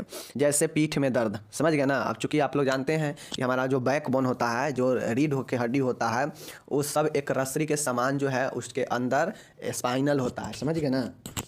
एक स्पाइनल होता है, उसी के अंदर स्पाइनल कोड होता है, और वो उसके बाद पीठ में दर्द होगा, सिर दर्द होगा और ICP घट जाएगा, जो क्रेनियल प्रेशर है ये घट सकता है। समझ गए ना। स्पाइन अब क्यों घट सकता है आप लोग दिमाग से सोचिए, क्योंकि बढ़ा रहेगा तो इंजेक्शन लगा के निकाला जाएगा तो ये घट जाएगा, ठीक है ना। स्पाइनल तंत्रिका चोट, ये जो है आपका अगर सही से नहीं लगेगा तो स्पाइनल नर्व जो होता है उसमें चोट लग सकता है। इंट्राक्रेनियल संक्रमण हो सकता है। अगर थोड़ा भी सावधानियाँ घटेगी इंजेक्शन देने में तो इंट्राक्रेनियल संक्रमण हो जाएगा। बढ़ा हुआ शारीरिक तापमान, शरीर का तापमान बढ़ जाएगा, ठीक है ना। तो ये सब जो है आप लोग को पता होना चाहिए जटिलता में क्या क्या होगा। पीठ में दर्द होगा, चूँकि बैक में ही ये इंजेक्शन दिया जाएगा स्पाइन में। सिर दर्द होगा, चूँकि ये स्पाइन और आपका ब्रेन कनेक्ट होता है एक दूसरे से। समझ गए। घटा हुआ ICP, इंट्राक्रेनियल प्रेशर घट जाएगा जो पहले बढ़ा हुआ था। स्पाइनल तंत्रिका में चोट लग सकता है अगर थोड़ा भी सावधानियाँ घटेगी तो। उसी प्रकार से इंट्राक्रेनियल संक्रमण भी हो जाएगा और शारीरिक तापमान बढ़ सकता है। तो ये सब जो है आपके प्रॉब्लम होते हैं। समझ गए चीज़ को। चलिए तो ये सब देख लिए। चलिए अब हम लोग यहाँ पे देखते हैं लंबर पंक्चर के पूर्व देखभाल। अब आप सभी से पूछेगा कि लंबर पंक्चर चूँकि एक बहुत ही सेंसिटिव मामला होता है, उसको अच्छे से देखभाल करना जरूरी है। तो चलिए लंबर पंक्चर के देखभाल को हम लोग देखते हैं, ठीक है। चलिए देखिए यहाँ पे लंबर पंक्चर के देखभाल में पहला जो है लंबर पंक्चर से पूर्व का देखभाल है, मतलब अभी लंबर पंक्चर होने ही वाला है, उससे पहले का देखभाल। चलिए देखिए रोगी व परिजनों के प्रक्रिया के बारे में व प्रक्रिया के उद्देश्य के बारे में समझाना चाहिए। जो लंबर पंक्चर होगा उसके बारे में पेशेंट और उसके जो भी परिजन है उसको समझाएं, ठीक है। रोगी व परिजनों से प्रक्रिया के लिए लिखित सहमति प्राप्त करें, क्योंकि हो सकता है स्पाइनल में इंजेक्शन देने से पेशेंट पैरालाइज्ड भी हो सकता है अगर गलत जगह पर इंजेक्शन लग जाएगा तो इसलिए जो है उससे लिखित सहमति प्राप्त कर लेना चाहिए पहले ही, ठीक है, ताकि कोई कानूनी का चक्कर न पड़े। प्रक्रिया से पूर्व रोगी को जैविक चिन्हों का जांच करें, वाइटल और जो भी साइन है उसका जांच करें। लंबर पंक्चर में उपयोग आने वाली सभी उपकरण व सामान तैयार रहना चाहिए। चीज़ को समझ लिए। ये सब लंबर पंक्चर से पूर्व का देखभाल है। नर्स को CSF नमूना एकत्रित करने के लिए लेबल लगा हुआ CAC कंटेनर तैयार रखना चाहिए। मतलब एक नहीं देखते हैं, एक बोतल होता है जिसमें रखते हैं और उस बोतल में जो है क्या होता है, एक लेबल लगा होता है ऊपर से कागज़ का। तो ये जो है ऐसे एक कंटेनर रखना चाहिए, समझ गए। चलिए अब देखिए नर्सिंग लंबर पंक्चर के दौरान या फिर लंबर पंक्चर के बाद का देखभाल, ठीक है। During and post lumbar puncture care, ठीक है। देख लीजिए दौरान या बाद कैसे देखभाल होगा, देख लीजिए। प्रक्रिया के लिए रोगी को लैटरल रिकुम्बेंट स्थिति प्रदान की जाती है। ये चीज़ें मतलब आप लोग को पता होना चाहिए कि स्पाइन में इंजेक्शन देने के लिए CSF के जांच के लिए प्रक्रिया के लिए रोगी को लैटरल रिकम्बेंट स्थिति प्रदान की जाती है, ठीक है। सिर के नीचे, कमर के नीचे व घुटनों दोनों के बीच में तकिए का इस्तेमाल करना चाहिए, ठीक है, ताकि रोगी को आरामदायक स्थिति अनुभव हो। जब ये देंगे तो उस दौरान जो है कमर के नीचे, सिर के नीचे और दोनों घुटने के नीचे तकिए लगा दे ताकि पेशेंट आरामदायक महसूस कर सके, ठीक है। तीसरा देखिएगा, प्रक्रिया के दौरान रोगी को स्थिति में बिल्कुल भी परिवर्तन नहीं होनी चाहिए, अन्यथा सुई अपने स्थान से अलग हो सकती है, ठीक है। मैंने पहले बताया जो लेटरल रिकम्बेंट है इस स्थिति से जो है इधर उधर पेशेंट को नहीं होनी चाहिए, वरना ये सुई जो है अपने जगह से अलग जगह भी हो सकता है, तो इसलिए दिक्कत हो जाएगा।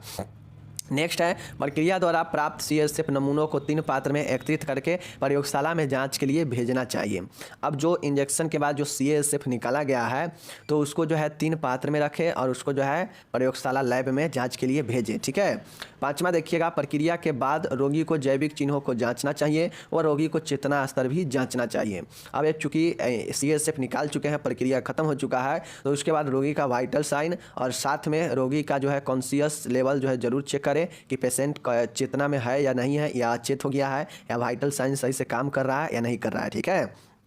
नेक्स्ट यहाँ पे देखिएगा आप लोग, रोगी को सुस्पाइन स्थिति में लिटाना चाहिए, ठीक है। रोगी को प्रक्रिया के 8 से 12 घंटे बाद ही उठने की सलाह देनी चाहिए। और ये जो है आपका हो गया समाप्त लंबर पंक्चर के देखभाल में, समझ गए। तो आपसे लंबर पंक्चर के बारे में 5 नंबर में ही पूछेगा, इससे ज़्यादा नहीं पूछेगा। अगर पूछेगा तो लिख दीजिएगा, ठीक है। चलिए अब यहाँ पर हम लोग नेक्स्ट क्वेश्चन देख रहे हैं, मेंजाइटिस क्या है, इसके कारण, लक्षण, निदान, जटिलता, प्रबंध लिखे। मेंजाइटिस बहुत बार पूछा गया है, तो चलिए हम लोग इसको सीधे देखते हैं, ठीक है। देखिए मेंजाइटिस क्या होता है, मस्तिष्क की परतों या कलाओं का पर्दा मेंजाइटिस कहलाता है। मस्तिष्क के परत, अब आप लोग ध्यान दीजिए, ड्यूरामेटर, आर्केनॉइड और पायोमीटर, ये तीनों जो है मेनिंजिस का लेयर होता है, समझ गए ना। 1 लेयर, 2 लेयर, 3 लेयर से में जो है आपके ब्रेन को या फिर स्पाइनल कॉर्ड को जो है क्या करता है, लेयर बना के रखता है, समझ गए। नर्वस सिस्टम में जो ब्रेन और जो स्पाइनल कॉर्ड है इसको लेयर देता है, यह मेनिंजिस, यह जिसके हम लोग क्या बोलते हैं, परत कलाओं बोलते हैं, समझ गए ना। तो ये मेनिंजिस जो ब्रेन को या फिर स्पाइनल कॉर्ड को परत देता है, लेयर देता है, तो उसी लेयर में जो है, उसी लेयर के किसी भी मेनिंजिस में जो है क्या हो जाएगा, कोई भी इन्फ्लामेशन या पर्दा होना ही जो है क्या कहलाता है, मेंजाइटिस कहलाता है, समझ गए ना। Inflammation of the meninges of brain is also known as meningitis. चीज़ को समझ गए कि मस्तिष्क की परत यानी कलाओं के पर्दा होना ही मेनिंजाइटिस कहलाता है। सीधा समझिए कि मस्तिष्क के परते मेनिंजिस का पर्दा होना ही मेनिंजाइटिस कहलाता है। आप लोग को पता है कि किसी भी चीज़ों के शरीर के किसी भी ऑर्गेन के साथ में आइटिस लगा देते हैं तो यह बन जाता है इन्फ्लामेशन, ठीक है ना, पर्दा।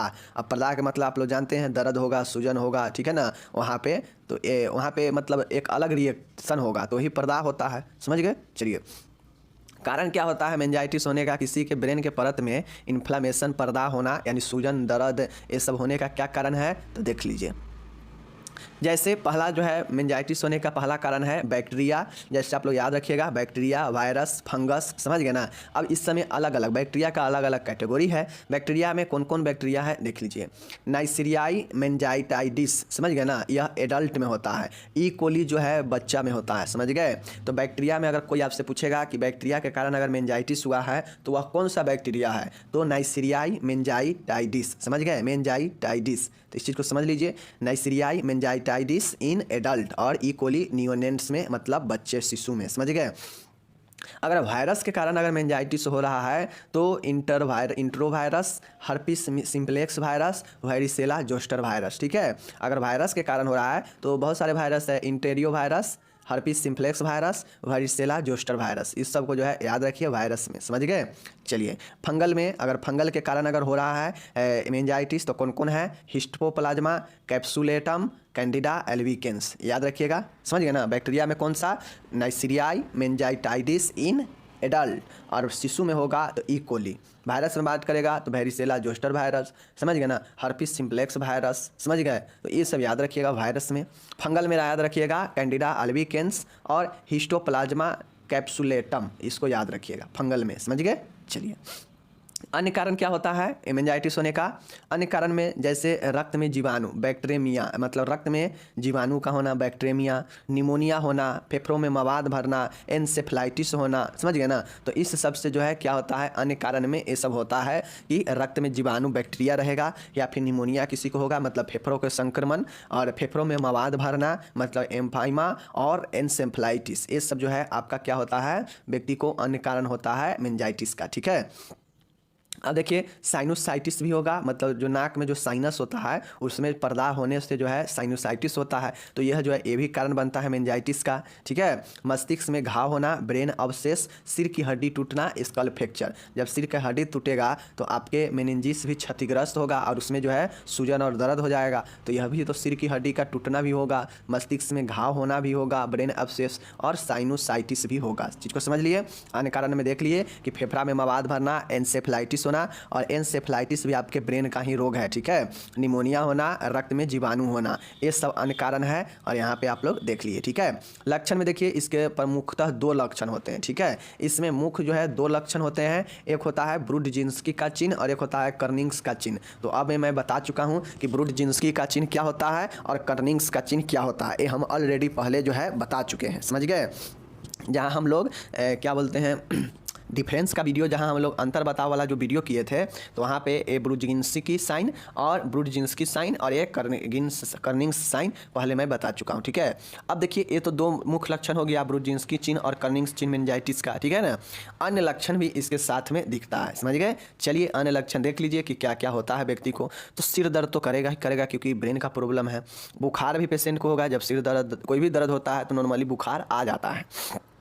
ब्रेन में दिक्कत है तो उल्टी की तरह मन होगा, उल्टी होगा, भूख नहीं लगेगा पेशेंट को, दोहरी दृष्टि होना, डिप्लोपिया होना, ठीक है, प्रकाश से डर लगना मतलब फोटोफोबिया होना, ये सब जो है। और साथ में अंतः कपाल दबाव बढ़ जाएगा, आईसीपी बढ़ जाएगा, धड़कन तेज होगा, गर्दन का अकड़न होगा और सीजर दौरे पड़ेगा। तो ये जो है पेशेंट में मेनिंजाइटिस में अन्य लक्षण में होता है कि सिर दर्द करेगा, बुखार होगा, उल्टी होगा, भूख न लगेगा, दृष्टि जो है दोहरा हो जाएगा, दृष्टि जो है डर लगेगा प्रकाश से, और आईसीपी अंतः कपाल दबाव बढ़ जाएगा, ठीक है, धड़कन तेज हो जाएगा, गर्दन का अकड़न, दौरे पड़ना, ये सब लक्षण दिखाई देता है मेनिंजाइटिस वाले पेशेंट में भी, समझिए चीज़ को। चलिए अब इसका निदान कैसे होता है, डायग्नोसिस, तो इस चीज़ को ध्यान से देख लीजिए। शारीरिक परीक्षण होता है कोई भी संक्रमण के लिए, CASF का टेस्ट किया जाता है, मतलब CASF का जांच किया जाता है कि जो सेरेब्रो स्पाइनल फ्लूइड है इसमें कहीं कोई प्रॉब्लम तो नहीं है जिसके कारण मेनिंजाइटिस में इस प्रकार के प्रॉब्लम है, ठीक है। तो चूँकि जो CASF होता है वो भरा रहता है, ब्रेन हो चाहे स्पाइनल कोड हो, ठीक है ना।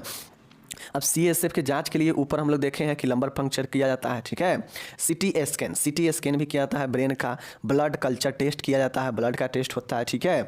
उसके बाद जो है ECG और EEG भी किया जाता है व्यक्ति का, ठीक है। साथ में CASF कल्चर सेंसिटिविटी का टेस्ट किया जाता है। तो ये जो है आपके कुछ टेस्ट होते हैं जो कि करके डायग्नोस्ट किया जाता है, समझ गए चीज़ को। चलिए देख लीजिए क्या क्या टेस्ट है, यही है मुख्यतः इसमें आपको इम्पोर्टेंट है आपका CT स्कैन, CASF और CASF कल्चर सेंसिटिविटी टेस्ट, समझ गए चीज़ को। चलिए अब इसका कॉम्प्लिकेशन जटिलता क्या हो सकता है, अगर मेनिंजाइटिस का उपचार सही से नहीं हुआ तो मेनिंजाइटिस के साथ साथ में और क्या ज़्यादा जटिल हो सकता है देख लीजिए। तो और ज़्यादा जटिल ये होगा कि एन्सेफ्लाइटिस हो जाएगा, मतलब पूर्ण रूप से जो है मस्तिष्क में पर्दा होना। ये मेनिंजाइटिस होता है कि ब्रेन के जो लेयर होता है, परत होता है मेनिंजिस, उसमें इन्फ्लामेशन, लेकिन एन्सेफ्लाइटिस जो होता है यह ब्रेन का ही जो है इन्फ्लामेशन होता है, समझ गए ना, मस्तिष्क का पर्दा होना। चीज़ को समझ गया। चलिए डेरिलियम क्या होता है देख लीजिए। अब आप लोग को पता है डेरिलियम मतलब सन्निपात होता है, ये आपको मानसिक जो है वहाँ भी पढ़ना है। तो डेरिलियम भी व्यक्ति को हो जाएगा, ठीक है,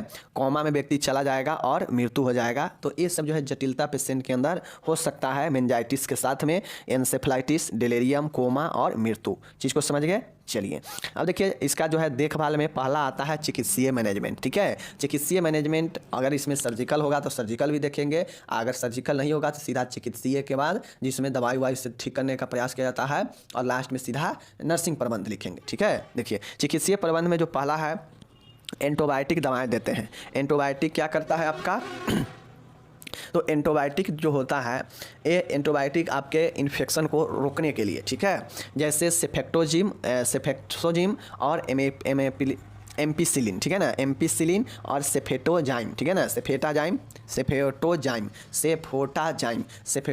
और एम्पिसिलिन, ये एंटीबायोटिक दवाइयाँ याद रखिएगा। एंटीबायोटिक में बहुत सारे दवाई होते हैं, ऐसा नहीं है कि मैं यहाँ पे यही लिख दिया तो यही काम करेगा। एम्पिसिलिन सेफेटोजाइम तो लिखा है, इसके अलावा और सारे एंटीबायोटिक काम कर सकता है। ठीक है, कुछ स्टेरॉयड थेरेपी दिया जाता है जिससे पेशेंट को दर्द से राहत मिले, सूजन कम हो, ठीक है ना, तो इसके लिए डेक्सामेथासोन स्टेरॉयड थेरेपी होता है, समझ गए। चलिए नेक्स्ट यहाँ पे देखिएगा डायूरेटिक दवाएं देते हैं, मैनीटोल, समझ गए ना, मैनीटोल जो डायूरेटिक दवा होता है जो शरीर से अगर पानी बढ़ा हो उसके कारण अगर प्रेशर है तो उसको कम करने के लिए मैनीटोल दवाइयाँ दिया जाता है। ठीक है, यह डायूरेटिक का एक उदाहरण है, या फुरसेमाइड भी होता है, समझ गए। उसके बाद देखिएगा एंटी कन्वल्सल दवाएं, मतलब दौरा को रोकने के लिए फेनिटोन और फेनोबार्बिटोन दिया जाता है। यह दौरा को रोकने का काम करता है, मतलब आक्षेप को रोकने का काम करता है, मतलब आक्षेप के विरोध में काम करता है, समझ गए ना, एंटी कन्वल्सन दवाएं, समझ गए चीज़ को, तो यही फेनिटोन और फेनिबार्बिटोन होता है, समझ गए। चलिए अब उसके बाद सीडेटिव दवाएं होता है जो गति को कम करता है, डाइजेपाम और लोडेजापाइम होता है जो व्यक्ति को शांत करता है। ठीक है, उसके बाद है अगर टीबी मेनिंजाइटिस, अगर व्यक्ति को टीबी मेनिंजाइटिस है तो उस दौरान टीबी का जो दवाइयां हैं रिफाम्पसिन, आइसोनियाजाइड, पायराजियामाइड और पायराजिनामाइड और स्ट्रेप्टोमाइसिन, ये दवाइयाँ सब जो है टीबी के मेनिंजाइटिस में दिया जाता है। चीज़ों को समझ लिए। अब इसके बाद जो है ये आपका इसमें कोई सर्जिकल प्रोसेस नहीं होता है, इसमें जो है दवाई के बाद सीधा आप नर्सिंग प्रबंध लिखिएगा कि एक मेनिंजाइटिस वाले पेशेंट को क्या क्या होगा और उसको क्या क्या आप देखभाल देंगे। ठीक है, एज ए नर्स आपको लिखना है पॉइंट बनाकर, समझ गए। चलिए ये हो गया समाप्त। नेक्स्ट और लास्ट क्वेश्चन है, बहुत शानदार क्वेश्चन है, रेडिएशन थेरेपी क्या है, कैंसर के उपचार में वह किस प्रकार सहायक है। देखिए दो थेरेपी कैंसर के लिए उपचार के लिए बहुत ज़्यादा जो है प्रचलित है, एक होता है रेडिएशन थेरेपी और एक होता है कीमोथेरेपी। दोनों थेरेपी में से कोई एक थेरेपी आपके एग्जाम में पूछ लिया जाएगा और आपको जो है बताना पड़ेगा, बार बार पूछा जाता है, कभी रेडिएशन थेरेपी, कभी कीमोथेरेपी, कभी रेडिएशन, कभी कीमो। तो कीमो के बारे में मैं बताऊंगा अभी आगे आने वाला समय में, अभी रेडिएशन के बारे में अच्छे से समझ लीजिए कि हो सकता है आपसे रेडिएशन के बारे में पूछ ले, समझ गए। चलिए देखिए रेडिएशन थेरेपी क्या होता है, पहले इस चीज़ को समझिए।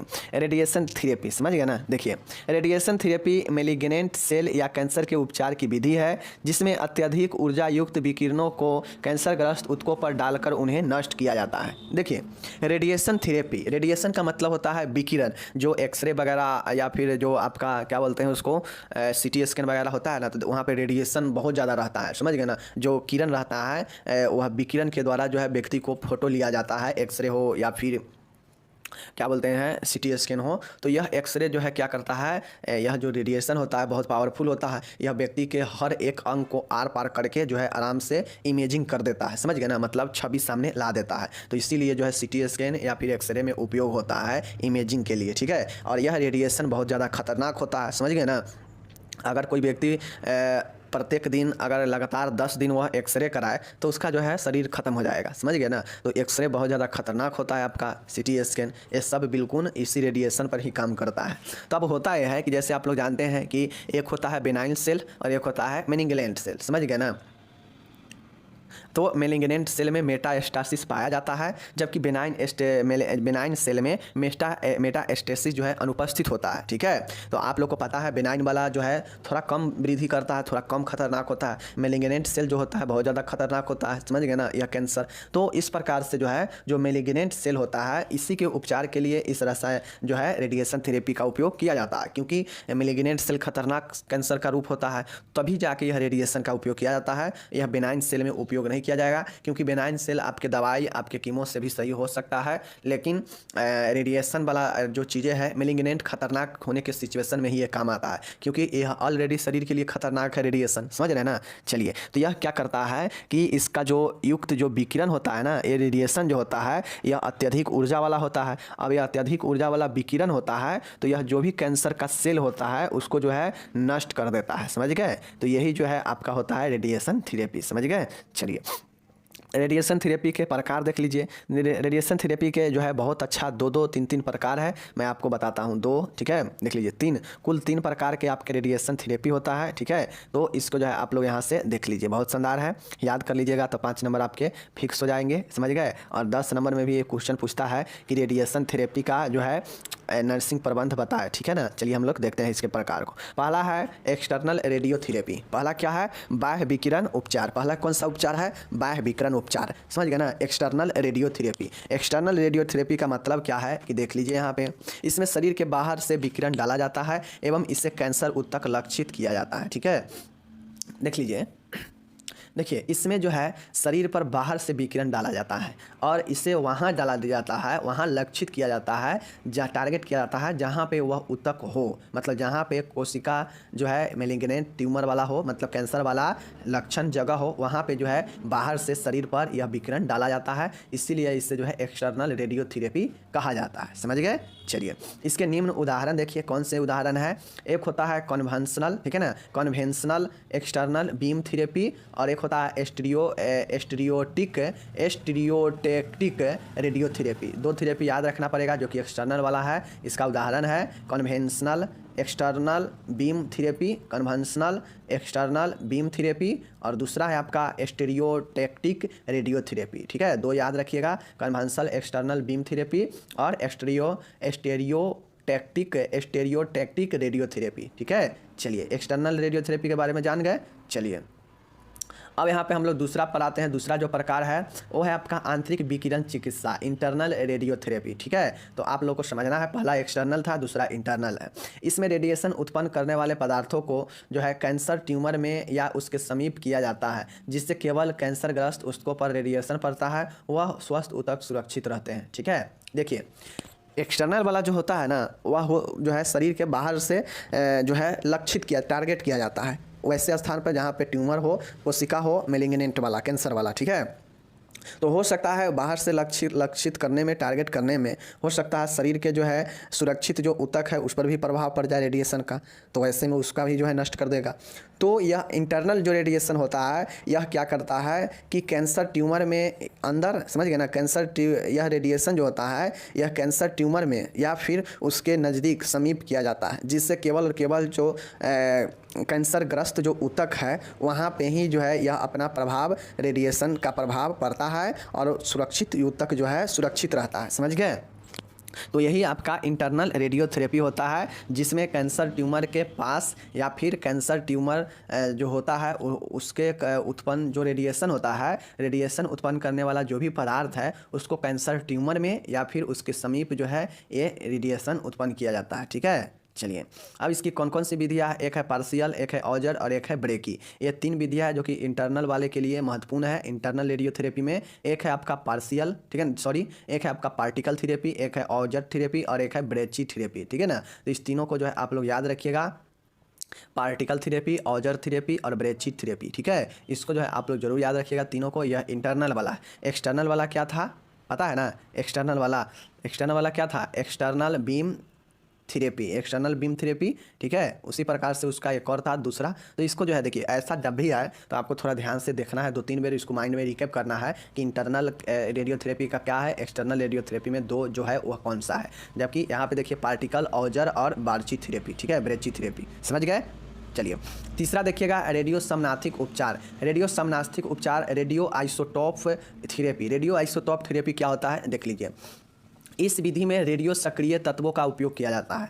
इसमें इन्फ्यूजन के साथ इन तत्वों को शरीर में भेजा जाता है। यह तत्व विशेषतः कैंसर ऊतकों द्वारा अवशोषित कर लिए जाते हैं। जहां ये रेडिएशन उत्पन्न करते हैं वह कैंसरग्रस्त ऊतकों को समाप्त करने लगते हैं। इससे रेडियो सक्रिय तत्वों युक्त माइक्रोस्फेयर का उपयोग किया जाता है। इनका व्यास लगभग 30 माइक्रोमीटर होता है। ठीक है, देखिए इसमें रेडियो सक्रिय तत्वों युक्त माइक्रोस्फेयर का उपयोग किया जाता है, मतलब एक सूक्ष्म गोला का उपयोग किया जाता है जिनका व्यास लगभग 30 माइक्रोमीटर होता है। चीज़ को समझ गए। देखिए तीसरा जो है वो है रेडियो आइसोटोप थेरेपी, रेडियो समनार्थिक। अब जितने भी रेडियो सक्रिय तत्व है उसका उपयोग जो है इस विधि में किया जाता है।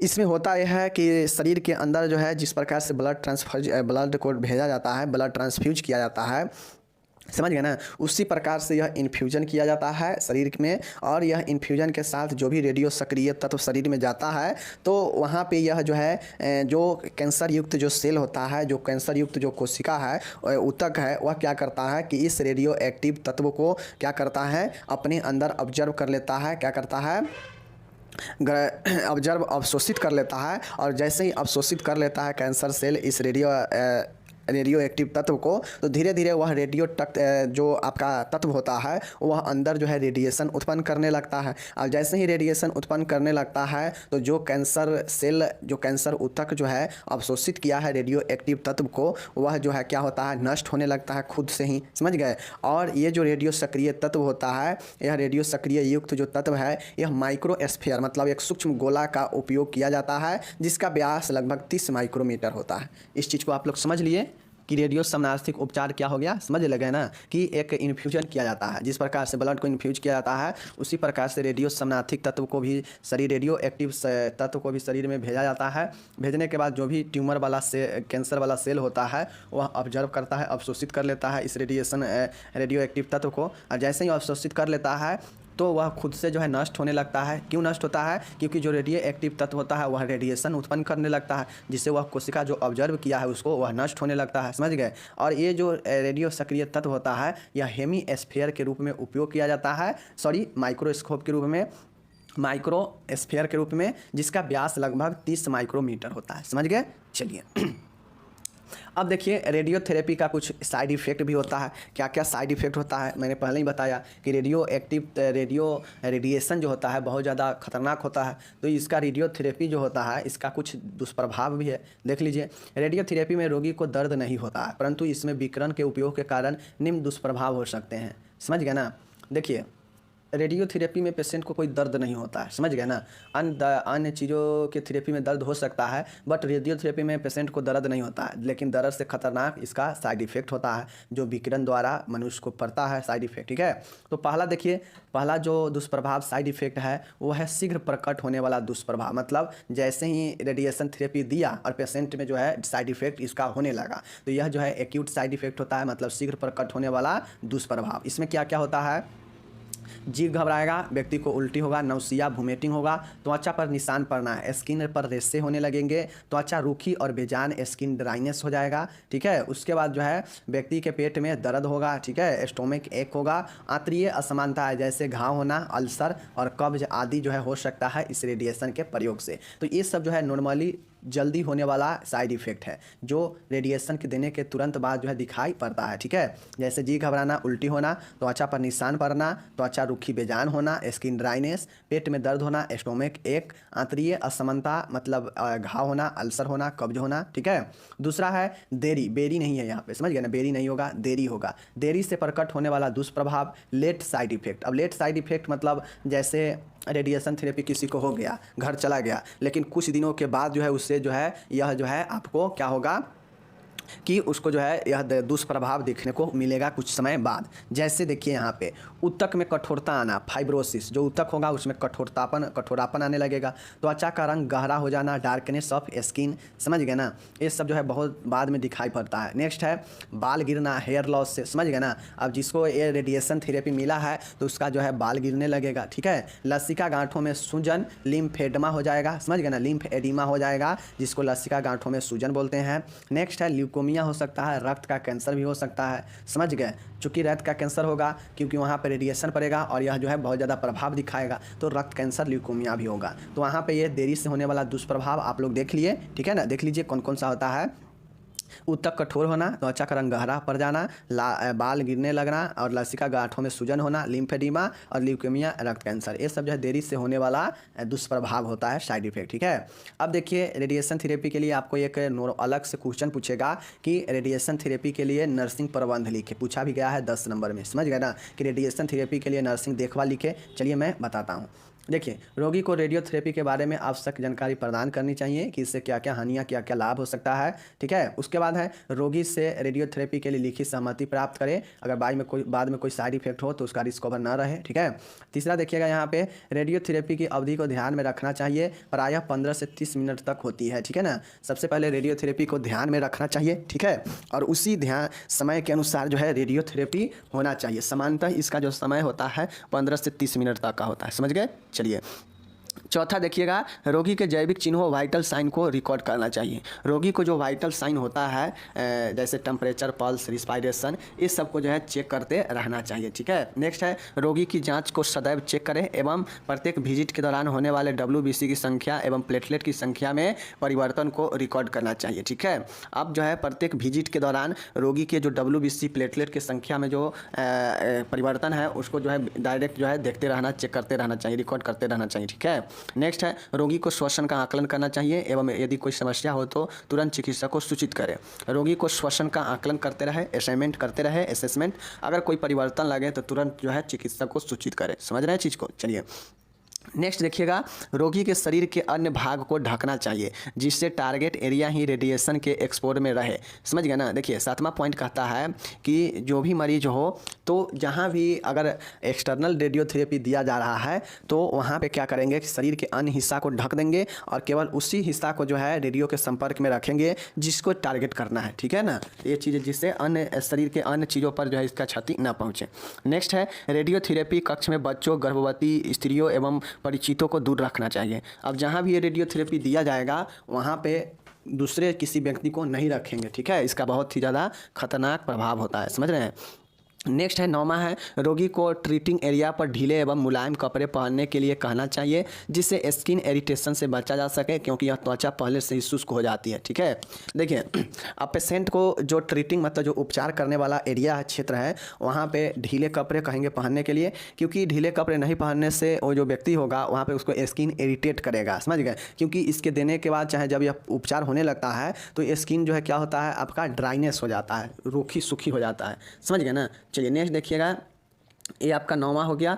10वां यहाँ पे पॉइंट देखिएगा, रोगी को रेडियोथेरेपी के दौरान एवं 1 वर्ष बाद तक रेडिएशन साइट को सूर्य प्रकाश से बचाने के लिए कहना चाहिए।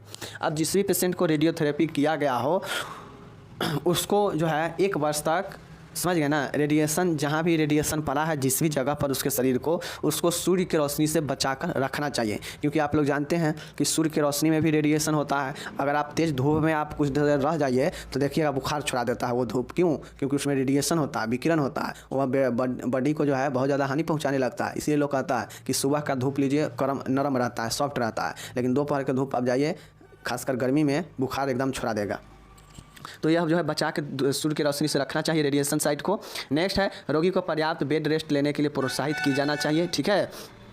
नेक्स्ट है आपका देखिए, रोगी को चिकित्सक आदेशानुसार दवाइयाँ दी जानी चाहिए, जैसे दर्द के लिए एनाल्जेसिक, बुखार के लिए एंटीपायरेटिक, दस्त के लिए एंटी डायरियल, समझ रहे हैं चीज़ को। चलिए नेक्स्ट यहाँ पे देखिएगा 13 नंबर का है, रोगी को पोषण स्तर बनाए रखना चाहिए, ठीक है, ये सब चीज़ सब में होता है।